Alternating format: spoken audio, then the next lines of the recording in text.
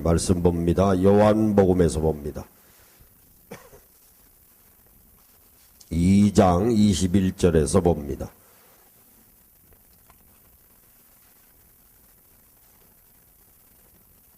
(145페이지에) 있어요. 요한복음 2장 21절.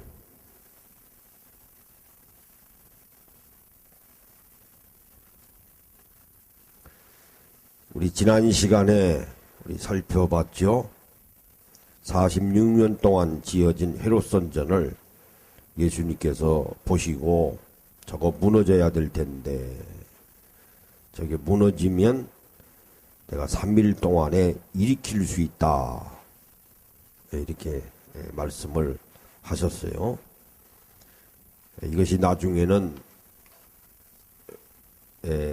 예수님께서 잡히시는데 결정적으로 죄목이 된 거예요. 하나님을 모독했다. 신성 모독죄로. 그래서 나중에 이제 빌라도 재판 받으시고 십자가에 죽으시는데 아주 결정적으로 작용한 죄목이에요. 신성 모독했다 이거죠. 성전을 무너지게 하면 내가 3일 동안을 일으키겠다. 그러면 그 성전이 누구냐? 1차적으로는 바로 예수님 스스로를 두고 하시는 말씀. 21절에 그러나 예수는 성전된 자기 육체를 가리켜 말씀하신 것이라. 그래서 우리가 이 성전의 역사를 좀 알아야 될 필요가 있어요. 최초로 수립된 하나님 나라에서의 성전은 에덴 동산입니다. 타락하기 전에. 우리가 낙원이죠. 이 성전이 뭐 하는 곳입니까? 하나님의 거룩하심이 임재하는 장소예요.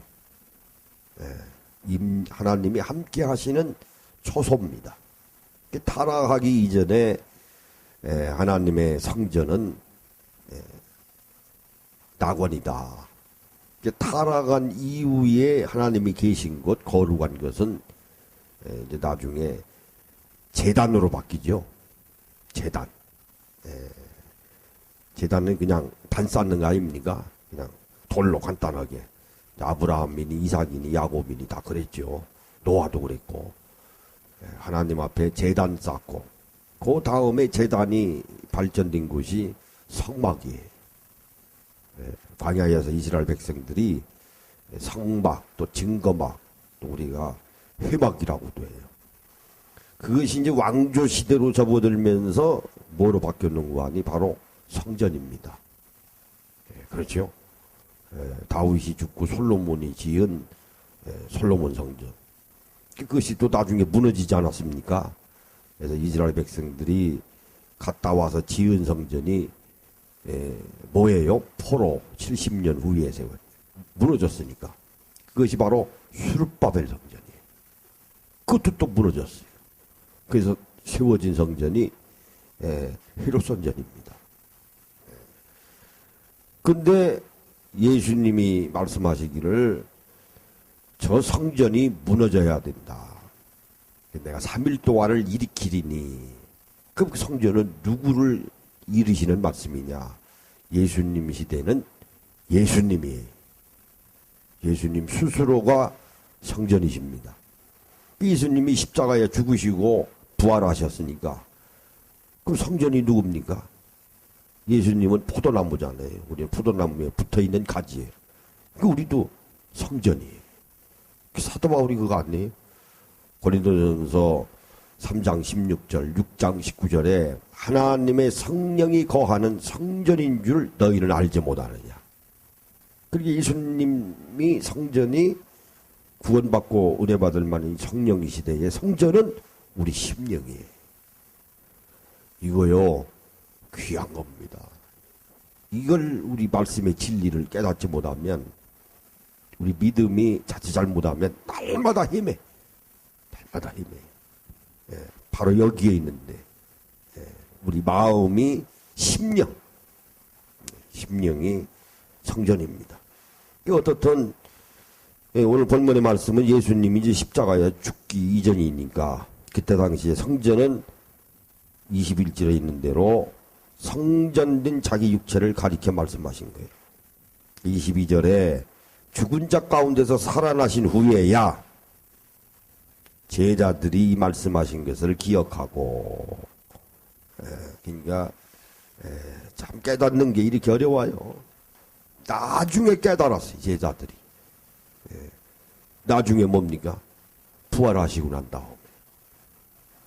이 사람이 둔하기 시작하면 한없이 둔한 거예요. 3년 반 동안을 갈릴리를 중심으로 해서 하나님 나라의 복음을 그렇게 전파하셔서 자기들이 3년 반을 따라다니고 그랬는데도 깨닫지 못한 거예요. 38번에 걸쳐서 비유를 들어서 또 설명을 해 주셨는데 이렇게 저렇게 다각도로 그래도 깨닫지 못한 거예요. 오늘날도 깨닫지 못하는 사람들이 얼마나 많습니까? 깨달아야 돼요. 그래서 깨닫는 것도 순간에 깨닫는 것도 있고 점진적으로 깨닫는 것도 있고요. 근데 사실 깨닫는 건 순간입니다. 영어로 우리가 그걸 유레카라고 그러거든요.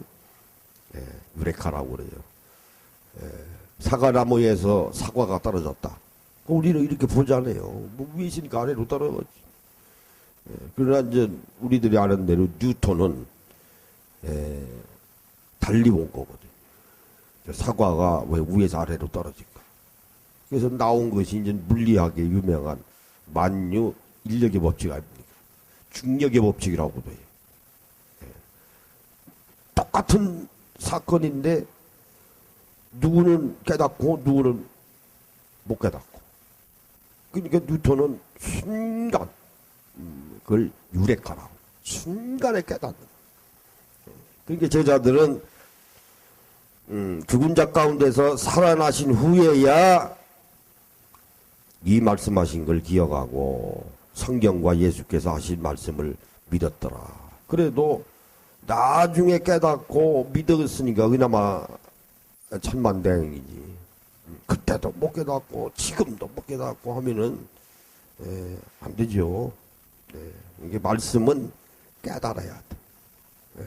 깨달아야 은혜가 되는 거예요. 자, 23절에 6월절 우리말로 말하면 이제 광복절입니다. 예수께서 예루살렘에 계시니 많은 사람이 그의 행하시는 표적을 보고 그의 이름을 믿었으나 많은 표적을 보고. 근데 예수님이 왜 이적을 그렇게 자주 행하셨을까? 본래 유대민족은 이적의 민족이에요. 웬만하면 믿지 않아요. 이적을 경험한 민족이에요. 그게 뭡니까? 출애굽 아니에요. 홍해가 갈라지고 또 만나 메추라기 느비던 반석 쳐서 물이 나오고 요단강이 또 마르고 민족 자체가 이적이 아니면 못 믿는 민족이. 그러니 예수님이 오셔서 나 하나님의 아들이야. 나 믿어. 그 믿겠어요. 그러니까 예수님도 어쩔 수 없이 하나님의 아들이심을 주위에 있는 사람들에게 알려주고자 이적을 행하실 수밖에 없어요. 뭐 자랑하기 위해서 교만한 마음을 가지고 보여주기식으로 그래서 이적 행하신 게 아닙니다. 그렇지 않으면은 믿지 않으니까. 그래서 오늘 본문의 말씀 그거 아닙니까? 그의 행하는 표적을 보고 많은 사람이 그의 이름을 믿었으나 예수는 그의 몸을 그들에게 의탁하지 않으셨으니 이는 친히 모든 사람을 아심이요. 뭐 귀한 말씀이에요. 이적을 행하셔서 많은 사람을 모였습니다. 내가 사람을 의탁하지 않았다. 사람 믿지 않았다는 거예요. 거기에 의존해서 하나님의 일을 하지 않는다는 말이에요. 이거 귀한 겁니다. 우리 믿음도 이리저리 많은 사람이 모여있는 곳이 진리 있는 줄 알고 그걸 잘 이용하는 사람이 히틀러 아닙니까? 히틀러가 연설할 때는 그냥 연설하지 않았어요. 아주 그 집단 군중이라고 해서 요즘에는 이제 집단 지성이라고 그러지. 군중 심리를 잘 이용한 사람이에요. 뭐 기가 막히죠. 연설도 그냥 마이크 잡고 이렇게 한 게 아니고 서양빛이 있을 때, 예? 벌겋게 있을 때 서양을 등지고 달을 만들어 놓고 군중은 앞에 있고, 그 설교회라 그 연설이 얼마나 대단할까요? 뒤에가 뭡니까? 태양이, 아우라가. 거기서 그냥 연설하고. 그래서 나오겠냐. 히틀러 막 군중. 근데 군중이라는 게 그거예요. 많이 모여놓으면 어리석어요. 개인 감정이 없어요. 막 휩쓸려가지고. 예. 요즘에 나온 말이 이제 광장민주주의라는 거 아니에요. 광장민주주의가 위험하다는 거 아닙니까? 예. 지지율이 높구나 주에서 막 정치가 좌우지하면은 참 그것도 어려운 거거든요. 민주주의는 광장민주주의가 아니에요. 예. 의회 민주주의지. 국회에서 민주주의가 이루어지는 거예요. 그러니까 오늘 본문의 말씀에 예수님이 이적을 행해서 많은 사람이 모여들었으나 나는 사람을 의탁하지 아니하고. 전 목회도 마찬가지라고 생각하니. 막해도 모여요. 네. 그 이만희는 어떻게 해석해야 돼? 옛날 박대서는 어떻게 해서? 문선명은 어떻게 해서? 그렇잖아요. 그러니까 진리를 따르는 믿음은 고독한 겁니다. 외로운 길이에요. 그래서 세례요한이 나는 광야에서 외치는 자로다. 광야로 나간 거 아닙니까? 그거는 믿음은 하나님과의 관계라. 수평의 관계도 이웃과의 관계도 중요하지만은 그래서 예수님이 나는 사람을 의탁하지 아니하고. 왜 그랬을까요? 친히 모든 사람을 아시게 인간의 심리를 아시는 거예요. 꿰뚫어 보시는 거예요.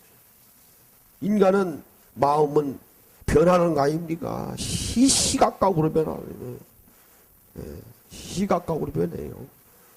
초지일관, 일편단심, 그거 어렵거든요. 어려운 거 아닙니까? 그래서 나는 사람을 의탁하지 아니하고 25절에 또 사람에 대하여 누구의 증언도 받으실 필요가 없었으니 이는 그가 친히 사람 속에 있는 것을 아셨습니다. 자, 이적을 행해서 많은 사람이 모여들었으나 그렇다고 해서 내가 사람의 증언을 받을 필요가 없다. 그러니까 하나님의 일을 하시면서 예수님이 다시 말씀을 드리면 사람에 연연하지 않는다. 나는 사람의 증언을 받을 필요 없다. 왜? 하나님의 아들로 오셨기 때문에 하나님께서 나를 증언해 주시지. 성령 시대는 성령을 통해서 나를 증언해 주시지 사람이 나를 증언했기 때문에 내가 하나님의 아들로 이적을 베푸는 것이 아니라고 하는 말씀이에요.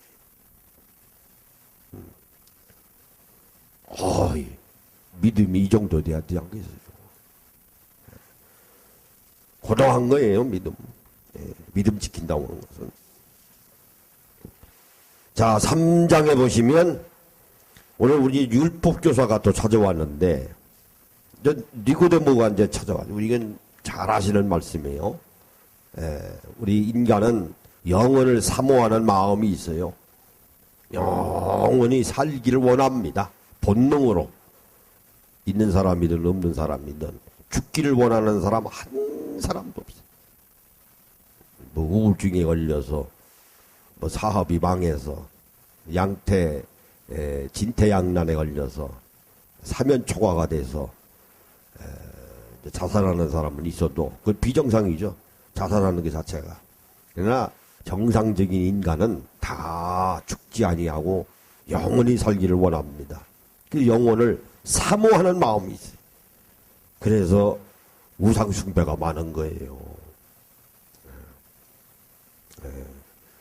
뭐 산에서 돌이 2개가 둘러왔는데 자기 집을 덮쳤대요. 집이 안 무너졌다는 거예요. 조금만 2cm, 3cm만 비켜서 바위가 떨어졌더라면은 집이 왕창 무너졌을 텐데, 거기에 사는 집주인이 거기다 바위 2개 놓고 엎드려 절하더라고요. 아침 저녁으로. 돌이 아주 감사하다고, 신령하다고. 그게 이제 각도에 의해서 바위가 그렇게 떨어진 거지. 바위가 뭐 둔달렸습니까? 기달렸습니까? 2, 3cm는 어떻게 하다 보니까 우연히 그렇게 된 거지. 아니, 감상이 감사하지. 그렇다고 해서 거기다 대고 아침 저녁에 제사상 올려놓고 엎드려 절하는 게 어저그저께 나오더라니까. 이렇게 인간이 멀쩡한 과학시대 살면서도 그렇게 어리석은 짓들 많이 해요. 부부가 거기다 대고 아침 저녁으로 엎드려 절하는. 그러다 보니까 동네 사람도 와서 또 거기다가 또 절하더라고. 전염이 돼가지고. 효염이 있다. 왜 그럴까요? 영혼을 사모하는 마음이 있어요. 그 길을 잘못 찾아서 그렇지. 그러니까 이제 3장 1절에 보면은 바리새인 중에 니고데모라 하는 사람이 있으니 유대인의 지도자라.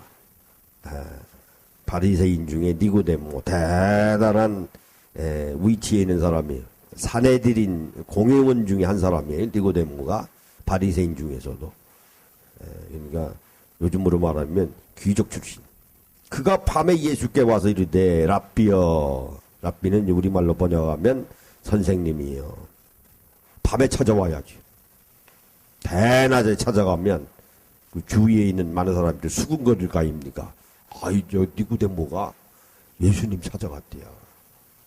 그 흉이 될 수 있거든요. 그러니까 자기 체면 유지 위해서 밤에 몰래 예수님을 찾아간 건데, 그래도 용기가 있는 사람. 보통 용기가 아닙니다. 그래서 예수님이 나중에 죽으셨을 때 니고데모가 향유를 갖다 바친 자, 깨달은 사람. 이런 제자를 우리가 은밀한 제자라고 그래. 공개적으로 예수님은 따르지는 못했어도 그래도 예수님을 하나님의 아들로 섬기고 이걸 우리가 은유한 제자들이라고 그래. 니고데모가 그런 사람 중에 한 사람입니다.